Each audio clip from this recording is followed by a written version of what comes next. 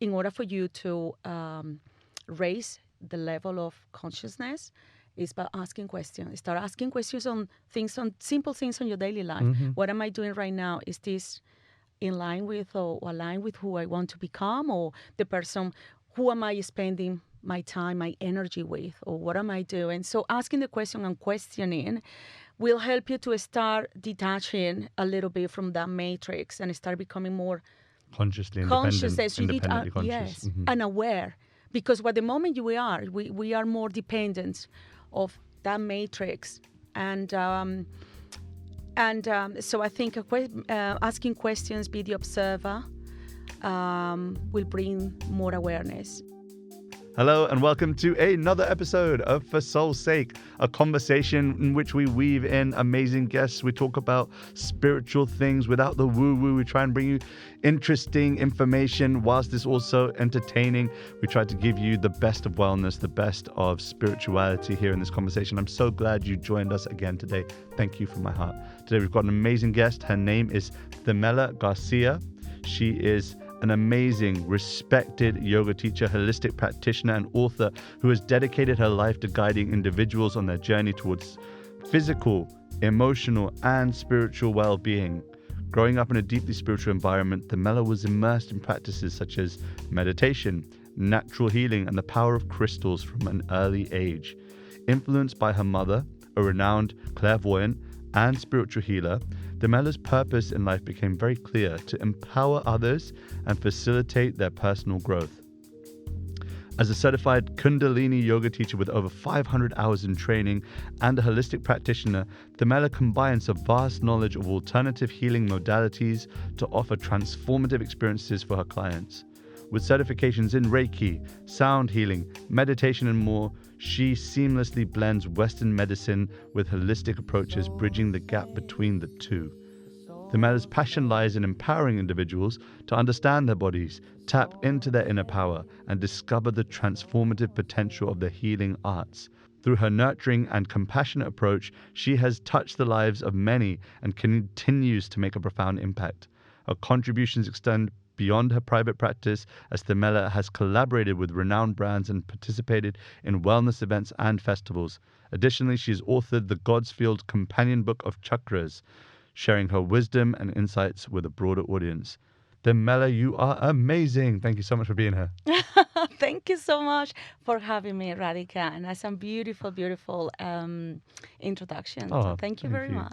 By the way, I like your earrings. Oh, thank you so much. I Where'd you get them I got them in a festival last year, I think.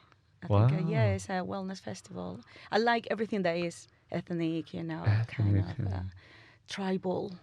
Yes, that kind of my roots. Wow. Speaking about your roots, in the introduction, it's written here that, you've got a background.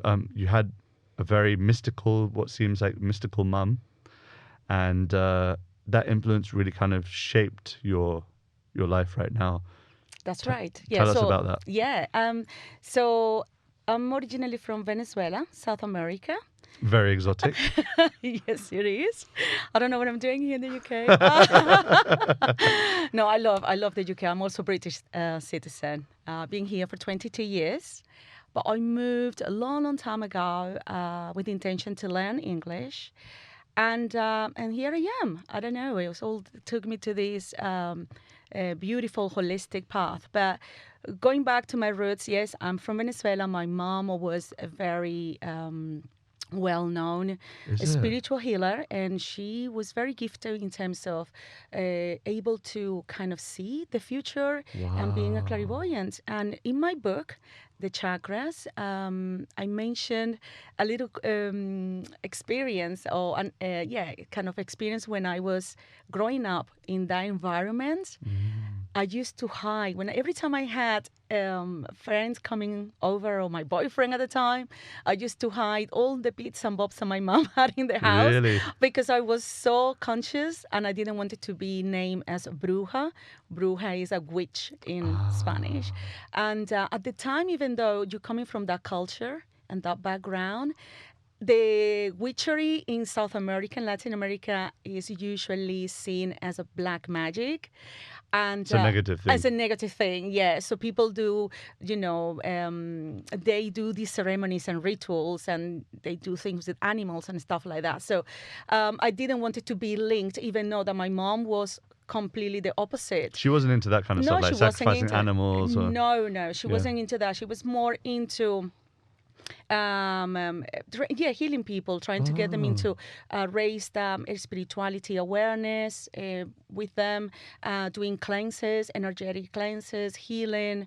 She was Today that would be really clairvoyant. popular, right? Like that would be like really, really cool. I know. But yes. it was in Venezuelan culture, it wasn't really. Yeah, it's just people didn't have that kind of understanding. I just started explaining, So my first experience with crystals and things like that, and incense sticks and tinctures, was my mom. Through my mom. My mom used to have also tarot cards, and so I grew up with all her books, the Deepak Chopra she used to have, and. All the metaphysical things. Wow. So she wasn't in that, but I thought maybe also me being immature, being just a teenager, I was just very conscious, and I didn't want it to people be, Yeah, be I mean, I associated. think about it with my children as well, to be honest. Like, okay, I think what I do is cool, but if my kids don't want anything to do with it, like, do you have children? I have two girls, Yeah. 121, 114. Right.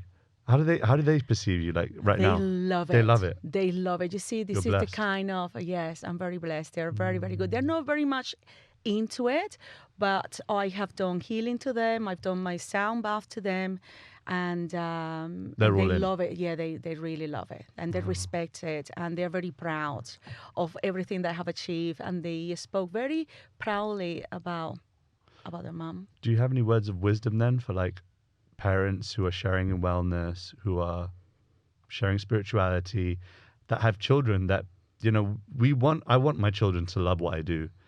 How do you go about that? Do you have any like memories of like any thoughts of like, okay, I'm consciously doing it like this so that way they'll appreciate me more or appreciate the practice more? I think I always try to inspire them rather than tell them What to do. Because my parents, they were very old-fashioned and more conservative and more very religious, strict, very religious, strict, Roman Catholic. So they tend to tell you what you need to study, what you need to dress, what you need to do. I think I'm blessed in the fact that I have that sort of awareness, and I know, and I don't want to do what my parents or other parents do in a way that they are trying to stop the children to be themselves. Yeah, don't build walls around them. Exactly, and don't do this, don't do that. So you want to dress like that? Dress, express yourself. I was told a lot of times, do not say that, do not express that way, do not dress this way. And it's the culture, it's the society, it's the conditioning, isn't it? So what I do with my children is that I let them express themselves. I'm always there, more accessible as a parent, whether before looking at the man, the mother and father was more like, oh, I'm scared. In here, I'm more like open. You can approach me, you can tell me.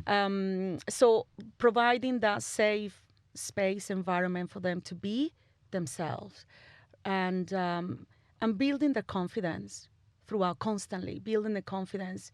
My dad was a person that had that he was in the Navy, so he was very strict. Disciplinarian. Very disciplinary, yeah. He was the type of man that he would come from work in the evening, and I was shaking because my dad will say, okay, grab the newspaper. He will tell me, grab the newspaper, read the newspaper, and when I get home at night, I want you to tell me the news. So my dad will sit down in the couch like that with his big cigar, and I have to tell him and the time the newspaper, they were like four, the big ones, it was not the little ones like this. No, these ones were 4 bodies of how you call it? Yeah, Paper, yeah, newspaper, proper one. So I have to read, and he want me to start using my mind in terms that I start understanding and interpret the news. Yeah, so this is a good thing, but I remember seeing other children playing. And it was at home. My dad will ask me, okay, read this book. And I want you to So he was very strict, very disciplined, You know what I find really interesting patriarchy. about that is that I've seen a kind of theme along all the people in wellness. Because, you know, people who are in wellness and sharing and teachers and spiritual guides, they're doing a lot of work to serve others. Yeah. And I think it's because of this, in one sense, this childhood theme that I've seen. It's very much prevalent in Really? all of the people in one, that they were maybe not able to they weren't given that as children. They weren't given the kind of like opportunity for expression and whatnot. And so they've most of them have gone the other way and said, no, I want to give love to everyone. I want to be open to everyone. I want to be able to love everyone in a way that it's not in a particular boundary. Yeah. Now you be who you are. And I mean, it's a similar case in my life. Like, I was either destined to become a banker, an engineer, a doctor, or a failure. You know, those were the only options. There was nothing outside of that. And so me stepping into this world of wellness, it was like a huge, big deal for them. And I think it's interesting how that theme is carried through here as well. Kundalini yoga, shall we get into it? I've got a lot of questions here. Kundalini yoga. I've heard a lot about Kundalini yoga. Russell Brand's banging on about Kundalini yoga. I want to hear, what is this Kundalini yoga? What is it? Ooh, where shall I start? Do you know what it means? That Kundalini. Yeah, well, so it's funny because there is so much out there. When you Google Kundalini yoga, oh God, that you find a whole world universe of different opinions that is difficult, and it can be hard to discern what is actually closest to the yogi Vedic wisdom, right, and the modern type of Hollywood style. That's what this podcast is all about. Yeah. So I don't know. I'm not saying that I hold the absolute truth, but based on my experience, in my studies, in my research. Thank you. Yeah. Then I can tell you. So, Kundalini yoga. So first of all, I used to be an Ashtangi. I've been practicing yoga for 16 years. And I go there by kind of accident, but it was a conscious decision. Everyone was talking about Kundalini yoga in general. This is back in 2008. We didn't have this Instagram, social media. And I tried, I remember, Hatha yoga class, and I didn't like it. I didn't get it. I didn't like it. But I didn't give up. I tried, and then slowly something started clicking. Something started, I start feeling better. Yeah, there is something in here. And then from that, I went through a journey into all the yoga styles, trying to discover myself, what the yoga style, the teacher that I like. And then I got into Ashtanga yoga, Ashtanga Vinyasa. And I was there for 4.5 years. I became really strong, more to an intermediate advanced level back in the days. And then I had the opportunity to become a yoga teacher. But before that, I did a 40-day Kundalini challenge. It just popped into my Instagram, I think. And I said, I was drawn into it, the Kundalini yoga. What was it? Like what? It was a 40-day sadhana challenge from 5:30 a.m. until 7:30. So 2 hours morning sadhana online. Chanting and...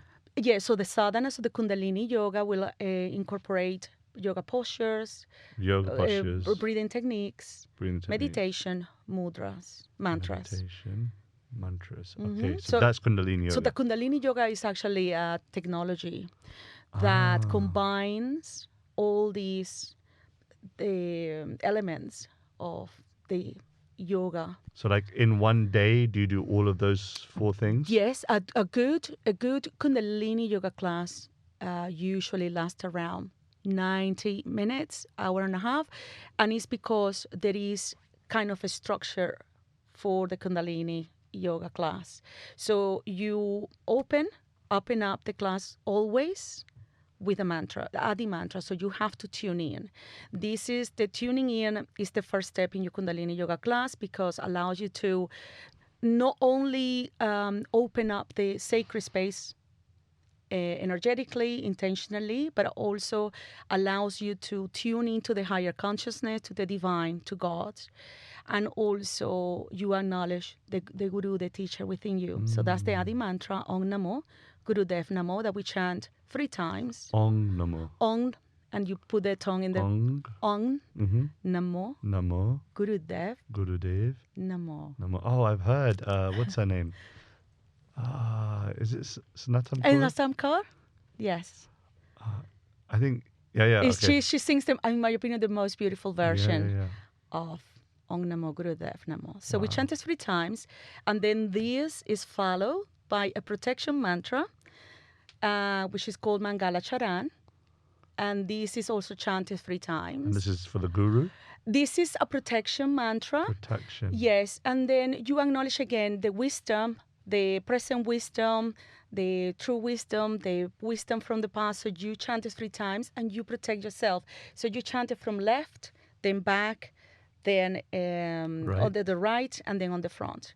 And this is kind of create a shield of protection. Wow. That's also a mantra that all this is Gurmukhi, by the way. So Kundalini Yoga is more Gurmukhi. What is Gurmukhi? Rather than Sanskrit. Ah. Yeah, because it's more like the language. The language, the Sikh traditions. Amazing. I'm not converting into Sikh, even though the traditions coming kind of. We're gonna go into that in a minute. But all these Gurmukhi language, la Punjabi. Yeah. Yeah. Gurmukhi. They have vibrational frequencies when you chant these mantras. So once you tune in your Kundalini Yoga class, then you do a warm-up. Always there is a breath of fire or a Kapalbhati. So you cleanse your body, you prepare your body for your practice, because the Kriyas can be quite potent and challenging physically.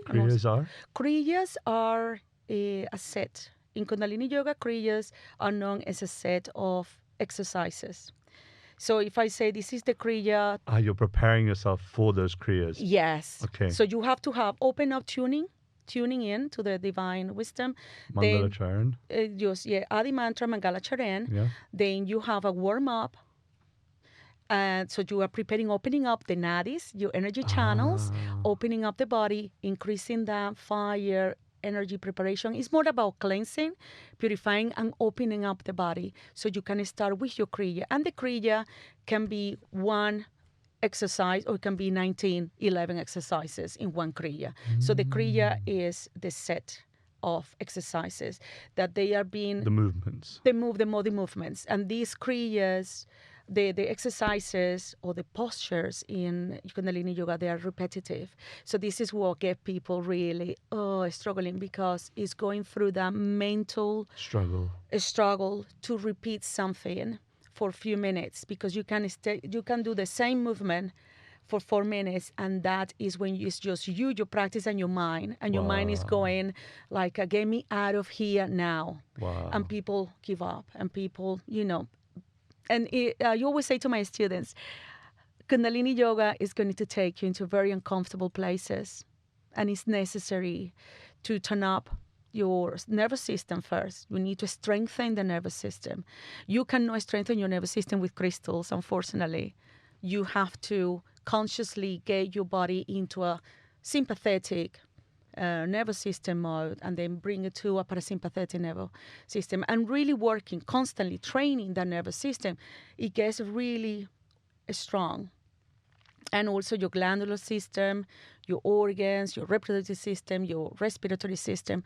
But mainly Kundalini Yoga is there to prepare your body physically, spiritually, and mentally for the awakening of the Kundalini energy. So without that preparation... What do you mean by Kundalini energy? So Kundalini energy is, what we know is that cosmic, I like to call it like cosmic, divine, creative energy that is dormant at the base of the spine in all of us. And it's our duty at the base in your Muladhara chakra. Okay. And it's our duty in this lifetime to attempt to try as much as we can to unlock that power, or that inner power. Wow. Do you have a practice that we can do here? Something that, if you were sitting watching this at home at your desk and I want to try some Kundalini now. Well, there's so many practices, but it's something that I thought perhaps if we're going to go into that. Yeah. Maybe something that you like is the kirtan kriya. Of course. Yes, kirtan. Yeah. So this is one of the most kind of popular kriya meditations in Kundalini Yoga. And it combines the mantra, bija mantra or seed mantra, combines the mudras. And in Kundalini Yoga, we are kind of always looking at the planets, how they are, astrology in Kundalini Yoga, hence the gongs and all that. It's kind of very much linked. It's all about Kundalini Yoga. It's all about breath and vibrations, Kundalini. It seems quite holistic. It's using a lot of practices to unlock this potential energy, it seems. Yeah. Very powerful. Yeah, no, it's very powerful. And this is why you have to prepare your body. You need to cleanse your nadis, your pathways. You need to prepare yourself spiritually and Kundalini Yoga is going to help you to raise that consciousness. Far out. Because otherwise you wouldn't be able. Yeah, so in one sense, it doesn't make sense to do a practice here, right? Because we're not ready. No, you can. You can do. We can do a practice. Let me show you. Let's do it then. Let's do it. Okay, let's do it. All right, I'm putting my notes away. Let's go. Okay. Tell me what to do. So what we're gonna practice is called kirtan. Okay. Kirtan Kriya meditation. Sounds like my jam. And we're gonna use a mudra, which is the mantra is Satanama. Satanama. And every time you chant it, you're going to press Sa, the index finger, which is the Jupiter finger, knowledge and wisdom. Sa, ta, na, ma. Sa, ta, na, ma. That's all we do in a meditation. So this meditation is supposed to be done for 12 minutes. And what it does, you play your mantra. And the first 3 minutes are loud, chanting out loud, Satanama. Then the second part is another 3 minutes chanting Satanama. It's called the lover's whisper, which is like lover's language. Satanama. And then the last 3 minutes is completely silence. But what we do, we continue pressing. At the moment when we're pressing, we are connecting to acupressure points. Cool. And Sa means, so and the audience know what it means. So Sa means infinite, beginning of the cosmos. The Ta means existent, life. Na means death. Ma means rebirth. So when we are doing this, we are acknowledging the cycle in the universe. Amazing. We are parts of the Satanama. Cool. Satanama, we are part of that cycle. Yeah. I mean, you know what Satnam means in the Sanskrit? It means the pure name. Yes, truth. And what's interesting is that pure name is understood as being divine, like that's God. The purest name is God's name. And so when we're saying Satnam, I always, even though I didn't know what it means, I didn't know the cycle was involved, I always thought, wow, it's so nice they're saying that, yeah, we are connected to this pure name. We're connected to God. We are, yes. And Satanama is the breakdown of Satnam. It's Satnam breaking down in Satanama. Blissful. Yes. I like it. So basically with this meditation, we place the hands on a palm facing up. Okay. Sitting upright, always the spine nice and tall. Should I take my shoes off? You can, yes. All right, we're doing Cross leg position. Cross leg position. All right. All right. Okay. Okay. And then we're going to continue chanting Satanama. We do it for a few minutes because we're not going to do the whispering. It's to be too long. Cut me at like a minute and a half. Otherwise, I'm gonna start floating people. Okay, but you will see how lovely sounds. So we're going to close the eyes, and then there is a visualization with this mantra. You're going to visualize every time you inhale, you visualize beautiful pure white light entering into your crown chakra, and you start exhaling, you chanting, you get it out of your third eye chakra, the space between your eyebrows. So get into the visualization that you are part of that current, that energy, as you are pressing Satanama. So breathing in, out through the third eye. And we chant together, okay? Okay. I'll listen to you for the first one, then I'll get into it. Okay. Yeah. Mm-hmm. Well, just to also for the audience to, every time we do any practice in Kundalini Yoga, we always tune in with the Adi mantra. We're not going to do it now, but that is also good to know. Something to acknowledge. We're supposed to. Okay, so we're here. Take a nice deep inhale.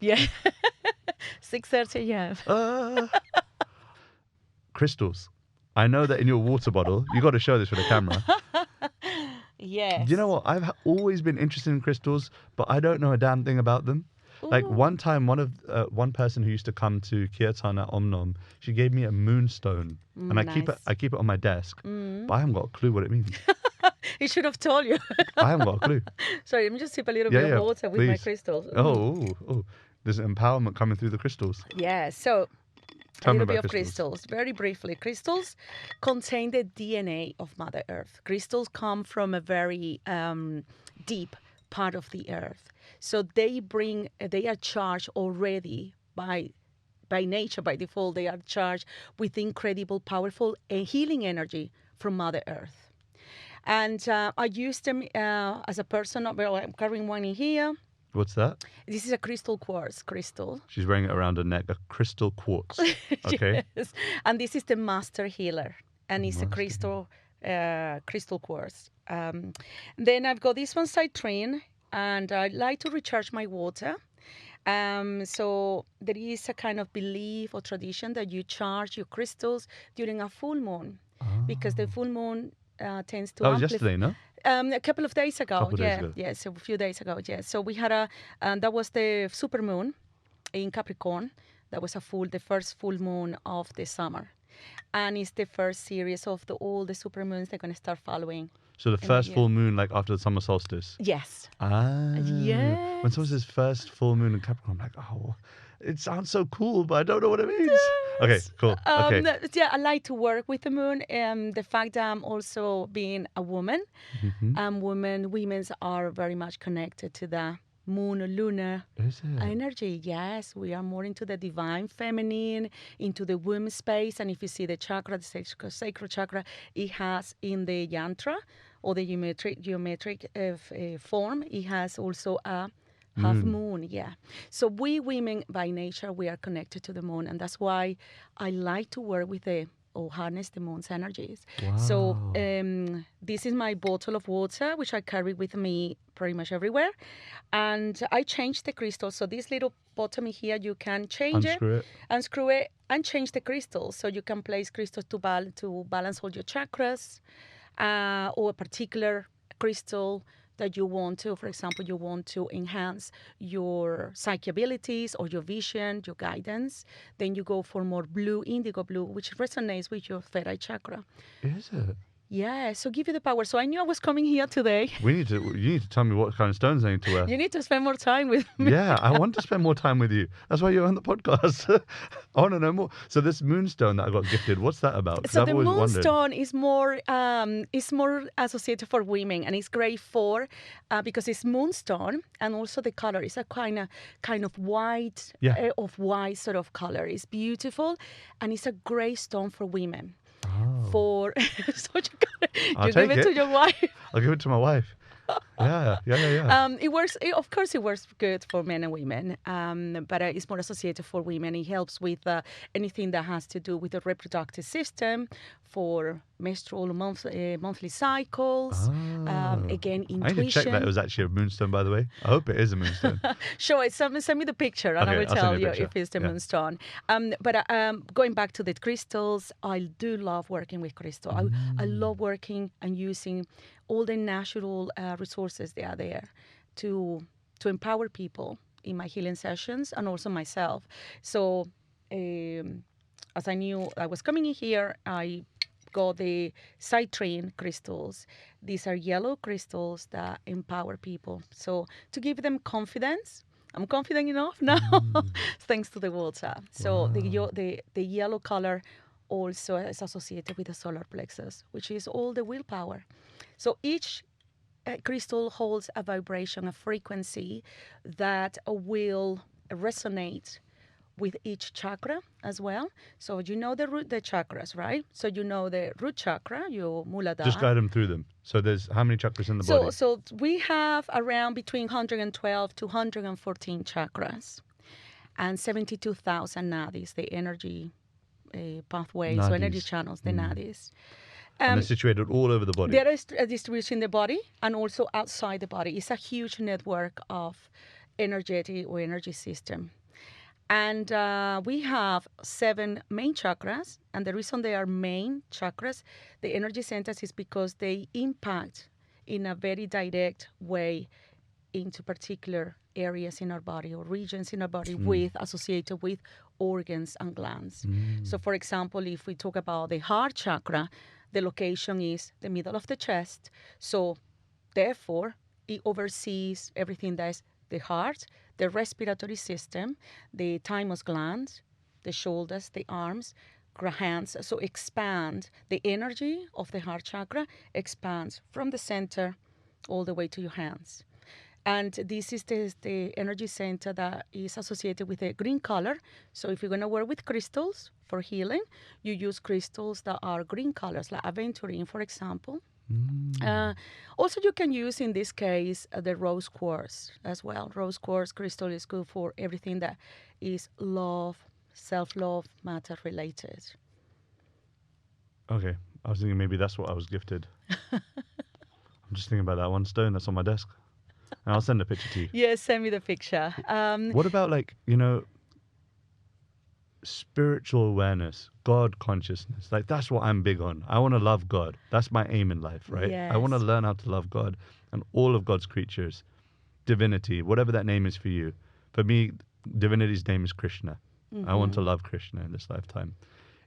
Is there, because the reason why I ask is because in the postgraduate study of Bhakti Yoga, it's called the Srimad Bhagavatam, there's this verse which talks about how we can use what we've been gifted, this body, this mind, you know, the ability to make sound vibration. We can use it to love God. Yeah. And I feel that nature is the same, that this world is meant for that purpose. That if we can see it not as a place for us to extract and just utilize for monetary gain and to exploit, but rather to somehow work in harmony with nature to try and uplift consciousness, then I think that makes sense. It makes sense for why the world is that could be a reason for why the world is.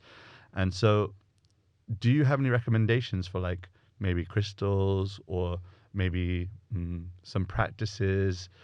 Because I want to get into Kundalini yoga in a bit. That would help me to love God. Okay, so God was God. God, the way I see God, God is not a person. God is Sat. God is absolute truth and knowledge. And before we go into God, I would say that there is no darkness, or darkness doesn't have any independent. Darkness doesn't have any independent existence on his own. But it's just nothing other than the absence of light. Okay? And the same is with happiness. Happiness is the absence of happiness. No, the absence of knowledge. And God is knowledge. And like God is truth. So you see? So this is Kundalini. No. Well, this is kind of, actually, I think I read this in a lovely book that was given to me. It was given to me by one of my yoga teachers. It's called The Super Science of the Gayatri Mantra. And it's a beautiful book. So it talks about the sadhana of the Gayatri Mantra, when back in the days, 1,000 years ago, the people used to do the Gayatri sadhanas. Yeah. It's super powerful, and the mantras. And all that stopped after the feudalism. And anyway, this book is lovely because it, again, trying to bring back that practice. And it says about that the true happiness is, you find the unhappiness is having no knowledge. And the knowledge is God. And then going back to your question, how we can do God. If you see God as a supreme truth and knowledge and a higher consciousness, that's where you want to be. That's where you want to walk towards to that big knowledge. Because the more you are towards the truth and the knowledge, you are becoming happier, more subtle, Yeah. So Beautiful. I think if it comes in terms of crystals, as you asked me, any crystal, any little spiritual practices, any resources that I say that Wow. the nature offer us to heal ourselves. It's always good. It doesn't cause any harm to use a crystal if you want to meditate So with a there's no crystal. crystals that are dangerous. No, they're no dangerous They're always crystals. uplifting. They are lifting, they're all healing. They have the ability to hold, store, and provide energy. So the Wow. crystals hold this frequency, and there are crystals you can program the crystal for your own healing, for meditation. And as I said, there are crystals. They're they're higher vibrational than other ones. For example, if you see a dark stone like tourmaline, it's a black tourmaline. The energy is lower than, for example, this one. This is the master healer. So this is quite clear, Quartz. clear quartz. Clear quartz. And this is the master healer, and this can be used in any of the chakras. Oh. Yeah, It's it's the clear. master. It's the master, and it's associated with the Sahasrara. Sahasrara chakra. So I think if you want to go closer to God, you need to be open to knowledge. Yeah. Yeah, it's interesting because I've taken a particular initiation. I've taken vows. I've made a commitment to my practice in bhakti, which means I chant the names of God on a mala, and also it's not part of my vow, but I sing kirtan as well. That's my practice. And the second stage, or the next stage that is about to follow, is called a Brahmin initiation. What that essentially means is that you are endowed with the strength and the ability to be able to worship deities, but also often people just think as Brahmins is, oh, you just worship the deity, you're just a priest for the deity. Like you'll see sometimes wearing a thread. Yeah. In the temple, like the priests, they're ordained like that. It's called Brahmin initiation. They've been initiated like that. But actually, the root of that, and I was reading this in a beautiful book called Gayatri by Sachidananda Swami. He speaks about how Gayatri mantra is actually to invoke knowledge. So, like, did you know, for example, that the Gayatri mantra Om Bhurbhuva Swaha Tatsadviturvarenyam Bhargo Deva Siddhimahi Diyo Yona Prachodayad. So that is only like the first little bit. There's like a whole 4 sets of mantras that I don't know yet, but it's very confidential. Yes. Only those that are initiated know that. Yeah. And the way it's passed down is through the whisper into the ear from a guru to the disciple. That's usually how this ancient wisdom and knowledge has been passed on. So it's a very confidential mantra, actually, that Gayatri mantra. And so, yeah, it's interesting because you're talking about like you need to move towards knowledge. And yeah, that's something that's in my heart right now. I'm thinking about it a lot, which is how to move towards more and more gyan and more knowing about God and knowing about the personality of God. Because from my tradition, I believe God is a person. So like that's why I want to know more about God. Yeah. So I'm moving towards knowledge. And so it's interesting that this is a conversation that's personally like really affecting me, because I'm thinking more and more about, I need to find truth more and more. Well, you are doing it really well, because going back to what we discussed the other day over the phone, I mean, how we raise consciousness. There are many ways that we can raise consciousness or raise our level of consciousness first. There are so many ways, but to me, in my own experience, and I think the most effective ones is, first of all, asking questions, because we are living in a world that we have completely relentless surrender to what it is, and we are constantly consuming information, mainstream information, everything that comes from the social media. We are on these devices going up and down, and we have disconnected from the inner essence, and we start to believe everything that we see, we hear, and we lost that direction. We sometimes doubt what is good for us, so we trust more what other people, without that they don't know us, we trust more what they say about what we should do or what is best for us. So we have disconnected. We are in a matrix, like we are completely numb or asleep. And this is what all this spiritual awakening coming from, that when you wake up from the matrix, when you actually start having that self-realization. So the first step, I want to mention just 3, but the first step to me is, in order for you to raise the level of consciousness, is by asking questions. Start asking questions on simple things on your daily life. Mm-hmm. What am I doing right now? Is this in line with or aligned with who I want to become, or the person? Who am I spending my time, my energy with, or what am I doing? So asking the question and questioning will help you to start detaching a little bit from that matrix and start becoming more Consciously conscious. independently conscious. Yes, Mm-hmm. and aware. Because at the moment we are more dependent of that matrix. And so I think asking questions, be the observer, will bring more awareness. And yeah, so asking questions, be the observer. And the last one, obviously, that you just mentioned, in my opinion, one of the best and most effective ways to raise level of consciousness is through japa, meditation. And japa, we know that it means to repeat, and is that a conscious, alert, and efficient repetition of the sacred mantra that brings the consciousness, the alertness, the awareness. It brings you into, leads you closer to enlightenment. I do believe in the power of mantras. In my Kundalini yoga practice, we do, as you know, we do have a little mixture of Bhakti yoga with Raj yoga. And we do use the power of mantras, and it's definitely the quickest, easiest, more delightful way to get closer to God. You heard it here first, people. You heard it here first. Yeah, when you chant with that devotion, when you chant in the right way and consciously, and you are 100% present in that mantra chanting, you are vibrating your body. You're vibrating. There are some mantras that you place your tongue in a way and press something in your nervous system, and then it can cause this kind of readjust. Wow. In the whole entire nervous system, in your subconscious mind.